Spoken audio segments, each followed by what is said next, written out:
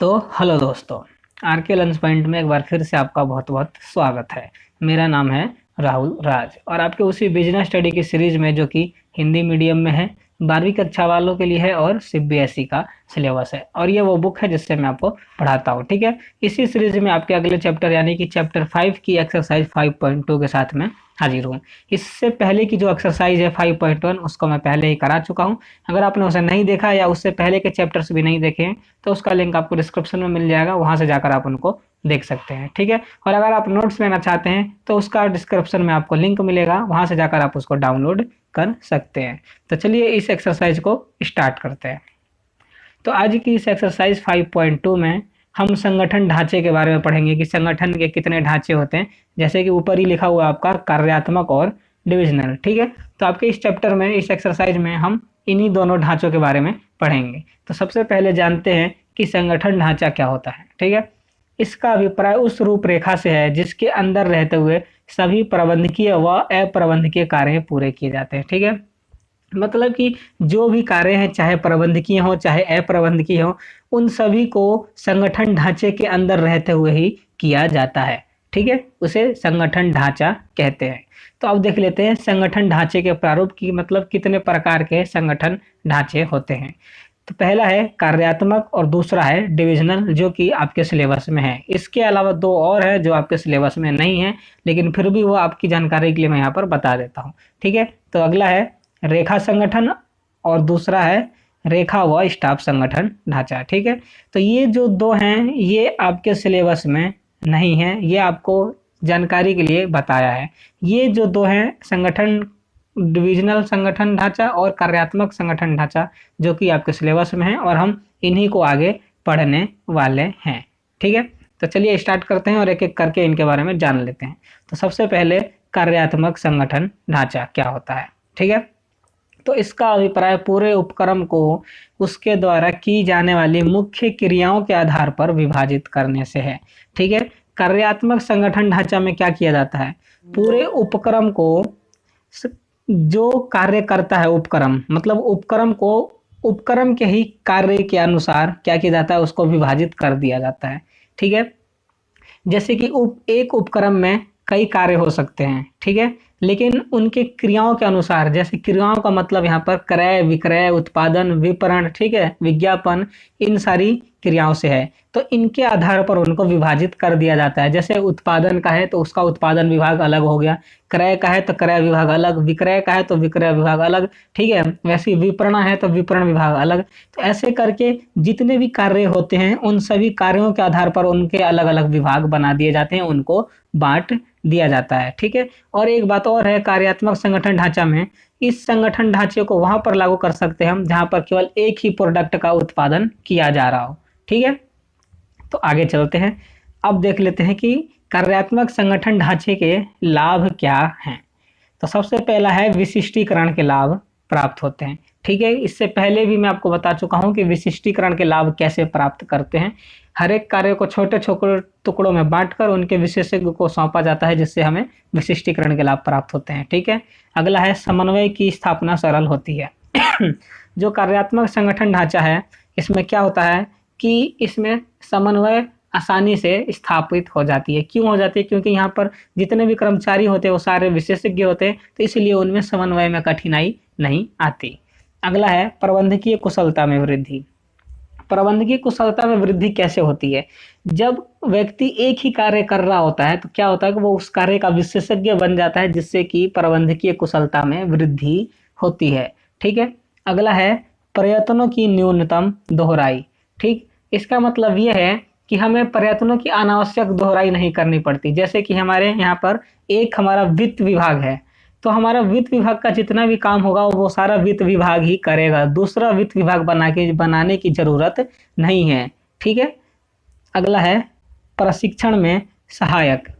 अब जो कार्यात्मक संगठन है ये प्रशिक्षण में सहायक होता है, ठीक है। प्रशिक्षण में सहायक क्यों होता है, क्योंकि इसके अंतर्गत कर्मचारियों को सीमित कौशल पर ही ध्यान केंद्रित होना करना पड़ता है। जैसे कि अगर कोई कर्मचारी है जो कि क्रय विभाग के अंदर काम करता है तो उसको प्रशिक्षण सिर्फ क्रय का दिया जाएगा। ठीक है, मतलब कि उनको केवल जिस विभाग के हैं उनका उन्हीं का परीक्षण दिया जाता है। जैसे कि कोई क्रय विभाग के अंदर काम करता है तो उसके कर्मचारियों को केवल क्रय का प्रशिक्षण दिया जाएगा। ठीक है, अन्य और कोई प्रशिक्षण उसको नहीं दिया जाएगा। इससे क्या होता है, ये प्रशिक्षण में सहायक होता है।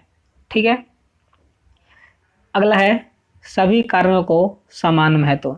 ठीक है, जब भी कार्यात्मक संगठन ढांचा तैयार होता है तो उसमें सभी क्रियाओं को सामान्य महत्व दिया जाता है, किसी में भेदभाव नहीं किया जाता। ठीक है, तो अब देख लेते हैं हम कार्यात्मक संगठन ढांचे के दोष क्या क्या है, क्योंकि जिस चीज के लाभ है उसकी हानि भी अवश्य ही होती है। तो सबसे पहला है संगठनात्मक उद्देश्यों की अवहेलना होती है। ठीक है, प्रत्येक विभागीय अध्यक्ष अपनी अपनी मनमानी इच्छा अनुसार काम करते हैं। ठीक है, तो और जो संगठनात्मक उद्देश्यों की यहाँ पर अवहेलना होती है वो इसलिए होती है क्योंकि जो विभागीय अध्यक्ष होते हैं वो केवल अपने विभाग के उद्देश्यों को प्राथमिकता देते हैं। जैसे कि क्रय विभाग वाला है तो वो क्या करेगा, केवल अपने क्रय का उद्देश्य होगा जो उसका, कि अच्छे से अच्छी क्वालिटी का माल क्रय करे, वो उसका ही क्या करेगा, उसी उद्देश्य को प्राथमिकता देगा। ठीक है, लेकिन क्या है कि संगठन में अभी अच्छी क्वालिटी के उत्पादों की क्रय करने की क्या है स्थिति नहीं है, क्योंकि मार्केट में अभी उच्च क्वालिटी के वस्तुओं की मांग नहीं है। ठीक है, तो अभी संगठन का उद्देश्य क्या हुआ कि जिस क्वालिटी का मार्केट में मांग है उस क्वालिटी का उत्पादन करे। लेकिन क्रय विभाग वाला क्या करता है, वो अपने अपने इसकी अपने विभाग की क्या करता है, वो अपनी विभाग को अच्छा दिखाने के लिए, अच्छा प्रदर्शित करने के लिए वो अच्छी क्वालिटी का क्रय करता है, जिससे क्या होता है कि संगठनात्मक उद्देश्यों की अवहेलना होती है। ये क्या करते हैं कि संगठन के उद्देश्यों को प्राथमिकता ना देकर अपने विभाग के उद्देश्यों को प्राथमिकता देते हैं। ठीक है, अगला है अंतर विभागीय समन्वय में कठिनाई। इनमें क्या होता है कि इनमें आपसी विभागों में तो समन्वय बन जाता है, जैसे कि क्रय विभाग, विक्रय विभाग, उत्पादन विभाग, विपणन विभाग, इन विभागों में तो समन्वय स्थापित हो जाता है, इनमें कोई कठिनाई नहीं आती। लेकिन इन विभागों के अंदर, जैसे क्रय विभाग है तो क्रय विभाग के अंदर जो कर्मचारी काम कर रहे होंगे उनमें समन्वय में कठिनाई आती है।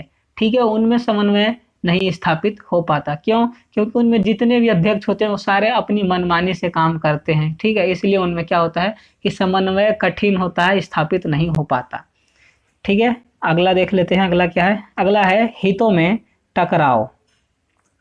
हितों में टकराव यहाँ पर उत्पन्न हो जाती है। क्यों हो जाती है? क्योंकि जो प्रत्येक विभागीय अध्यक्ष होते हैं वो क्या करते हैं कि वो अपने विभाग को सबसे अच्छा स्थापित करना चाहते हैं, सबसे अच्छा दिखाना चाहते हैं, और इसके लिए वो क्या करते हैं, ज़्यादा से ज़्यादा संसाधन मांगते हैं। ठीक है, इससे क्या होता है कि हितों में टकराव आ जाती है। वहाँ पर सब एक दूसरे को पीछे छोड़ना चाहते हैं। ठीक है, मतलब वो चाहता है मैं आगे निकलूं, मैं सबसे अच्छा बनूं, दूसरा चाहेगा मैं सबसे अच्छा बनूं। तो क्या होगा, इन दोनों में, इनके दोनों के हितों में टकराव हो जाएगा, इनमें आपसी टकराव उत्पन्न हो जाते हैं।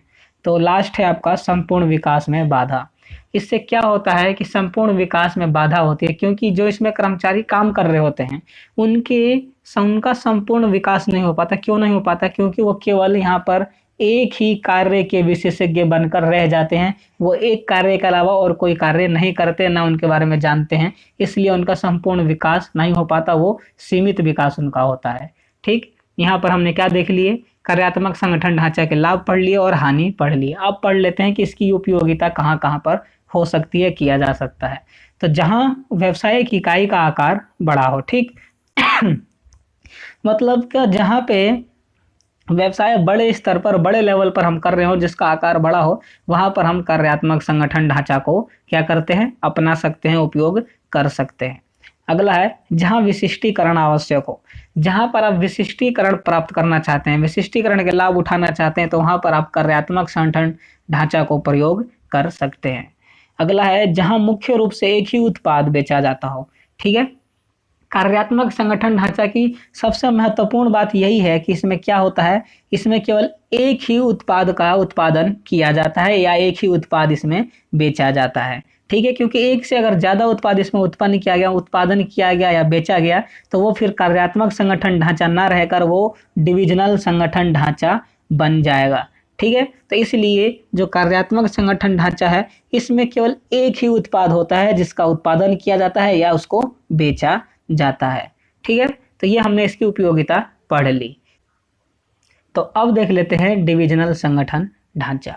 इसका अभिप्राय पूरे उपक्रम को उसके द्वारा उत्पादित किए जाने वाले मुख्य उत्पादों के आधार पर विभाजित करने से है।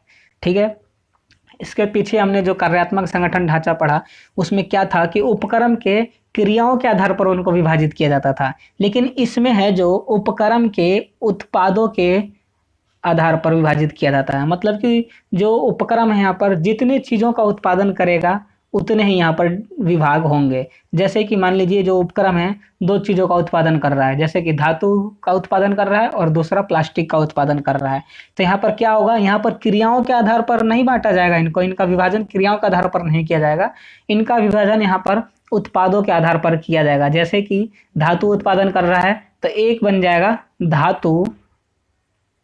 धातु उत्पाद डिवीजन, ठीक, और दूसरा जो प्लास्टिक का कर रहा है वो प्लास्टिक का बन जाएगा। ठीक है, तो इस प्रकार से यहाँ पर क्या होता है, इनको ऐसे विभाजित किया जाता है। यहाँ पर दो चीजें उत्पादन की जा रही है तो यहाँ पर दो विभाग होंगे, एक धातु का होगा दूसरा प्लास्टिक का होगा। ठीक है, और फिर वही क्रिया इसके अंदर भी दोनों के अंदर की जाएंगी, धातु के अंदर भी फिर वही क्रियाएं की जाएंगी जो कार्यात्मक में कर रहे थे, और प्लास्टिक के अंदर भी वही क्रियाएं की जा रही होंगी जो क्रियात्मक में कर रहे थे। ठीक है, जैसे कि धातु के अंदर क्रय भी होगा, विक्रय भी होगा, उत्पादन भी होगा धातु का, ठीक इसी प्रकार से प्लास्टिक में भी क्रय विक्रय और उत्पादन होगा। ठीक है, तो इन हम क्रियाओं के आधार पर यहाँ पर नहीं करेंगे, मेन बात यह है कि हम यहाँ पर उत्पादों के आधार पर हम विभाजन करते हैं। ठीक है, जितने उत्पाद उतने विभाग।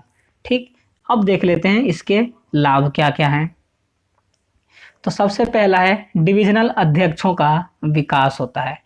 यहाँ पर डिविजनल अध्यक्षों का विकास होता है, क्यों होता है, क्योंकि जो यहाँ पर डिविजनल अध्यक्ष होते हैं वो अपने उत्पाद से संबंधित सभी कार्यों को देखते हैं, जैसे कि क्रय विक्रय विज्ञापन उत्पादन वित्त जितने भी है कार्य जो कि कार्यात्मक संगठन ढांचे में अलग अलग इनका विभाग स्थापित किया गया था, जैसे क्रय का अलग विक्रय का अलग।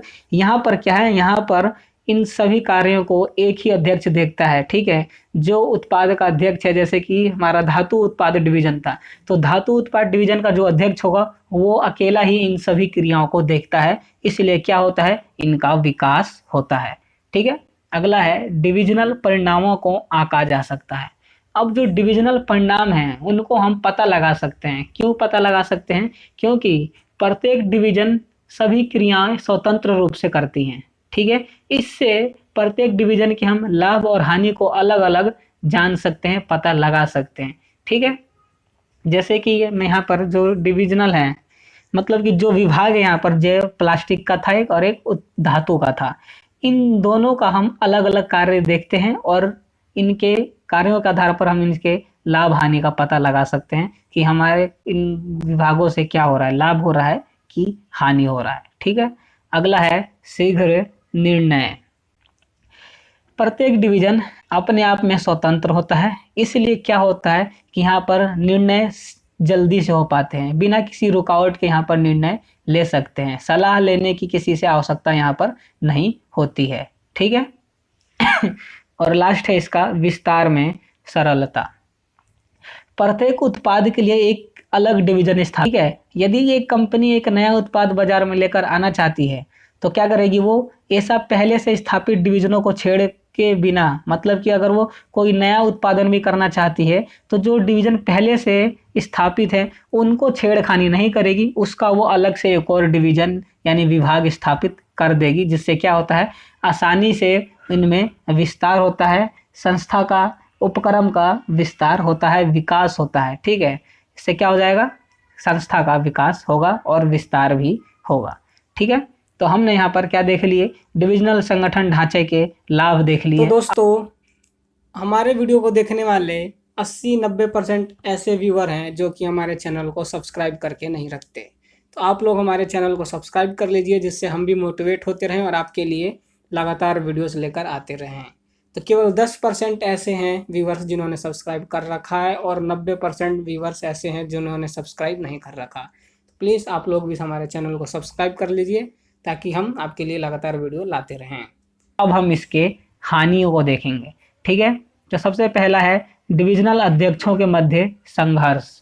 प्रत्येक डिविजनल अध्यक्ष अपना प्रभुत्व स्थापित करना चाहते हैं, मतलब कि जितने भी डिविजनल अध्यक्ष होते हैं वो क्या चाहते हैं, वो सबसे अच्छा अपने आप को दिखाना चाहते हैं, प्रदर्शित करना चाहते हैं। ठीक है, और इसके लिए वो क्या करते हैं, ज़्यादा से ज़्यादा संसाधनों की मांग करते हैं, जिससे क्या होता है कि उन अध्यक्षों के बीच में क्या होता है, संघर्ष उत्पन्न हो जाता है, टकराव उत्पन्न हो जाता है। ठीक है, अगला है कार्यों की दोहराई। प्रत्येक डिवीजन के लिए सभी क्रियाएं एक जैसी हैं, जैसे कि उत्पादन, विपणन, वित्तीय सेवा वर्गीय आदि। ठीक है, और इन सब की आवश्यकता भी होती है। तो क्या होता है यहाँ पर कि इससे कार्यों की अनावश्यक दोहराई हो जाती है, क्योंकि इन सभी कार्यों को एक ही अध्यक्ष कर रहा होता है। का ये का क्या है, उत्पादन, विपणन, क्रय विक्रय, ठीक है, वित्तीय सेवा, विपणन का जो भी है, इन सारी क्रियाओं को एक ही अध्यक्ष करता है। तो इस चक्कर में क्या होता है, यहाँ पर कार्यों की दोहराई हो जाती है। ठीक है, अगला है स्वार्थी प्रवृत्ति। ये स्वार्थी प्रवृत्ति, प्रत्येक डिवीजन का यह प्रयास रहता है कि वह बढ़िया प्रदर्शन करे। ठीक है, मतलब हर एक डिवीजन, चाहे उत्पाद वाला हो, चाहे धातु वाला हो, चाहे प्लास्टिक वाला हो, वो यही चाहता है कि उसका सबसे अच्छा प्रदर्शन हो। ठीक है, और यहाँ तक कि ऐसा करने के लिए वो अन्य डिवीजनों के हितों को भी अनदेखा कर देते हैं, दूसरों के हितों को ठुकरा देते हैं। वो उससे नहीं देखते कि जो वो कर रहे हैं क्या उससे दूसरे डिवीजन को कोई हानि तो नहीं है, उससे कोई नुकसान तो नहीं होगा उसको। ठीक है, उसको अनदेखा कर देते हैं। वो खाली अपने डिवीजन को सबसे अच्छा बनाने की ओर क्या करते हैं, अग्रसर होते हैं, उसी के ऊपर कार्य करते हैं, जो कि एक स्वार्थी प्रवृत्ति को दिखाती है, झलकाती है। ठीक है, जिससे ये प्रतीत होता है कि जो डिविजनल संगठन ढांचा है वो स्वार्थी प्रवृत्ति का है। तो अब देख लेते हैं डिविजनल संगठन ढांचा की उपयोगिता, कि यहाँ ये कहाँ कहाँ पर ये उपयोगी है। तो सबसे पहला, जहाँ उत्पादों की संख्या एक हो, ये गलत यहाँ पर प्रिंट नहीं हुआ है, एक नहीं, यहाँ पर एक से अधिक हो। ठीक है, क्योंकि अगर एक उत्पाद हुआ तो वो डिविजनल नहीं, वो कार्यात्मक संगठन ढांचा में आता है। ठीक है, तो यहाँ पर ये मेन बात है कि अगर डिविजनल संगठन ढांचा का उपयोग वहाँ होता है जहाँ पर उत्पादों की संख्या एक से अधिक हो, मतलब एक से ज़्यादा उत्पादों का उत्पादन हो रहा हो या बेचा जा रहा हो। ठीक है, तो वहाँ पर कौन सा संगठन ढांचा आएगा, डिविजनल संगठन ढांचा आएगा। अगला है जहाँ संस्था का आकार बड़ा हो। ठीक है, जहाँ पर हमारी संस्था बहुत बड़ी हो, उसका आकार बड़ा हो, क्योंकि यहाँ पर जितने ज़्यादा उत्पादन किया जाएगा उतनी संगठन का जो आकार है उतना बड़ा होगा। ठीक है, तो जहाँ पर संस्था का आकार बड़ा हो वहाँ पर हम डिविजनल संगठन ढांचा का प्रयोग कर सकते हैं। ठीक है, तो अब देख लेते हैं हम कि कार्यात्मक व डिविजनल संगठन ढांचे में डिफरेंसेस क्या हैं। ठीक है, कार्यात्मक और डिविजनल, तो इनकी स्थापना कैसे हुई, कार्यों के आधार पर स्थापना होती है। ठीक है, कार्यात्मक संगठन ढांचे की, और डिविजनल संगठन ढांचे की उत्पादों के आधार पर होती है, जो कि मैंने आपको पीछे बहुत अच्छे से समझाया। अब देख लेते हैं कि इनमें विशिष्टीकरण क्या होता है, विशिष्टीकरण के लाभ प्राप्त होते हैं या नहीं होते। कार्यात्मक में कार्य विशिष्टीकरण होता है, कार्य में विशिष्टीकरण का लाभ हमें प्राप्त होता है, और डिविजनल में उत्पादों में हमें विशिष्टीकरण का लाभ प्राप्त होता है।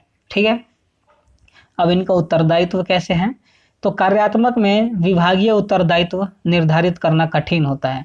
ठीक है, जो कार्यात्मक संगठन ढांचा होता है इसमें विभागीय उत्तरदायित्व निर्धारित करना कठिन होता है, क्योंकि अगर इसमें संस्था को लाभ नहीं व हानि हो गई तो कोई भी उसका उत्तरदायित्व लेने के लिए तैयार नहीं होता, सब एक दूसरे पर टालते हैं, क्योंकि वो जो क्रियाएं होती है जैसे कि क्रय विक्रय, ठीक है, उत्पादन, विपणन, ये जो विभाग होते हैं ये सारे उस हानि का जो उत्तरदायित्व होता है वो एक दूसरे पर टालते हैं। वो कहेगा कि इसकी वजह से लाभ नहीं हुआ, वो कहेगा इसके वजह से लाभ नहीं हुआ, इसके वजह से हानि हुई। ठीक है, लेकिन डिविजनल संगठन ढांचे में क्या होता है कि उत्तरदायित्व निर्धारित करना सरल होता है, क्योंकि जो वहाँ पर डिवीजन विभाग स्थापित किए गए हैं वो उसको स्वीकार करने से मना नहीं कर सकते, क्योंकि एक विभाग का जितना भी कार्य होता है, क्रय विक्रय उत्पादन विपणन, उन सभी का कौन ही वही विभाग उसका क्या करता है, देखरेख करता है, उनका उत्तरदायित्व भी उन्हीं के ऊपर होता है। लाभ हो या हानि हो उसका उत्तरदायित्व उसी डिवीजन के ऊपर होता है। तो यहाँ पर क्या है, उत्तरदायित्व निर्धारित करना सरल होता है। अब देख लेते हैं कि इनका विकास कैसे होता है। तो कार्यात्मक संगठन ढांचा का विकास सीमित होता है, क्योंकि यहाँ पर कर्मचारी केवल एक ही कार्य के विशेषज्ञ बनकर रह जाते हैं। लेकिन डिविजनल संगठन ढांचा में पूर्ण विकास संभव होता है, क्योंकि यहाँ पर जो एक विभाग का अध्यक्ष होता है वही सारे कार्यों को देखता है, चाहे क्रय हो, चाहे विक्रय हो, चाहे उत्पादन हो, चाहे विपणन हो। ठीक है, जितनी भी क्रियाएं होती है उन सभी का देखरेख एक ही अध्यक्ष करता है, इसीलिए यहाँ पर संपूर्ण विकास होता है। अब देख लेते हैं कि इनमें लागत क्या आती है। कार्यात्मक में कार्यों की दोहराई न होने के कारण लागत कम आती है। ठीक है, कार्यात्मक संगठन ढांचा में क्या होता है कि प्रत्येक कर्मचारी को कार्य दिया जाता है। जैसे क्या है, क्रय विभाग अलग कार्य कर रहा है, ठीक है, विक्रय विभाग अलग कार्य कर रहा है, उत्पादन विभाग अलग कार्य कर रहा है और विपणन विभाग अलग कार्य कर रहा है। लेकिन ये जो सारे कार्य हैं वो डिविजनल में एक ही अध्यक्ष के अंदर किया जाता है। ठीक है, मतलब एक जैसे हमारा था वो प्लास्टिक उत्पादन वाला विभाग, उसमें ये क्रय विक्रय उत्पादन विपणन जितने भी कार्य हैं वो कौन कर रहा था, वो प्लास्टिक विभाग ही कर रहा था। तो इसलिए क्या होता है, वहां पर कार्यों की दोहराई हो जाती है कभी कभार। ठीक, जिससे क्या होता है कि यहाँ पर लागत अधिक आता है, यहाँ पर अधिक लागत आ जाता है कार्यों की दोहराई होने के कारण। ठीक है, अब देख लेते हैं कि इनमें समन्वय कैसा है। तो कार्यात्मक संगठन ढांचा में समन्वय में कठिनाई होती है, क्योंकि यहाँ पर प्रत्येक जो कर्मचारी है वो क्या करते हैं, उनमें विभागों में तो उनमें समन्वय स्थापित हो जाता है, लेकिन उनके अंतर विभागीय समन्वय में स्थापना नहीं होती, क्योंकि वो प्रत्येक जो कर्मचारी होते हैं वो विशेषज्ञ होते हैं, इसलिए उनमें समन्वय में कठिनाई आती है, वो अपने मनमानी से कार्य करते हैं। लेकिन जो डिविजनल संगठन ढांचा होता है इनमें कठिनाई नहीं आती, क्योंकि जितने भी कार्य होते हैं, क्रय विक्रय उत्पादन जो भी है, उन सब का कौन होता है, एक ही अध्यक्ष होता है जो कार्य करता है। इसलिए इनमें क्या होता है कि इनमें कठिनाई नहीं आती समन्वय में। ठीक है, और अब देख लेते हैं लास्ट, उपयुक्तता इनकी कहाँ कहाँ पर है। तो मैंने पीछे ही आपको बताया कि कार्यात्मक का प्रयोग वहाँ कर सकते हैं हम जहाँ पर केवल एक ही उत्पाद का उत्पादन किया जा रहा हो या बेचा जा रहा हो। ठीक है, और डिविजनल में जहाँ एक से अधिक उत्पाद हो, मतलब जहाँ पर एक से अधिक उत्पादों का उत्पादन हो रहा हो या बेचा जा रहा हो, तो वो किस में आएगा, वो डिविजनल संगठन ढांचे में आएगा। ठीक है, इसलिए क्या होता है, ये डिविजनल संगठन ढांचा होता है। तो ये यहाँ पर मैंने आपको इन दोनों के डिफरेंसेस समझा दिए। तो मैं आशा करता हूँ कि आपको अच्छे से समझ में आया होगा और अब कोई भी आपको कार्यात्मक संगठन ढांचा और डिविजनल संगठन ढांचे से संबंधित समस्या नहीं होगी। अगर फिर भी कोई समस्या आपको है तो उसको कमेंट करके हमें बता सकते हैं, मैं आपके उस समस्या का समाधान जल्द ही करने की कोशिश करूँगा। तो आज की वीडियो में बस इतना ही। अगर आप हमारे चैनल से जुड़े रहना चाहते हैं तो हमारे चैनल को सब्सक्राइब कर लें और बेल आइकन को प्रेस कर लें, ताकि जब भी मैं वीडियो को अपलोड किया करूं तो उनका नोटिफिकेशन आप तक पहुंच जाए। और कमेंट करके बताएं कि वीडियो कैसी लगी, समझ में आ रही है या नहीं आ रही, जो भी दिक्कत है उसको कमेंट करके बताएं, ताकि मैं उसका सॉल्यूशन आपको दे सकूं। और अपने दोस्तों के साथ शेयर ज़रूर करें जो बिजनेस स्टडी हिंदी में पढ़ते हों या पढ़ना चाहते हों। ठीक, और अंत में एक लाइक तो बनता है अगर वीडियो अच्छी लगी हो, समझ में आई हो तो। ठीक है, तो आज की वीडियो में बस इतना ही। मैं आपकी अगली एक्सरसाइज के साथ, अगली वीडियो के साथ हाजिर होऊंगा। तब तक के लिए गुड बाय।